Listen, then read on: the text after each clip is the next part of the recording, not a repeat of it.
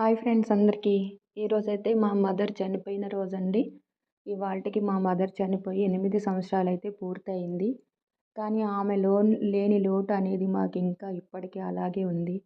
Mother అంటే నాకు చాలా ఇష్టము. నేను చాలాసార్లు వీడియోలో కూడా పెట్టాను.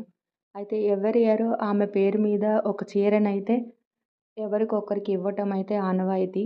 మాకట్లా అలవాటయింది. ఆడపిల్లలమైనా సరే మా అక్క చెల్లెలందరం మా మదర్ చనిపోయిన రోజైతే పూలు, గాజులు, పసుపు, కుంకుమ, ఒక చీర అయితే అమ్మ దగ్గర పెట్టి దండం పెట్టుకొని ఆ చీరని పేదవాళ్ళకి ఎవరికైనా దానం చేయడం అనేది, ముత్తైదువుకి ఇవ్వటం అనేది మాకు అలవాటు.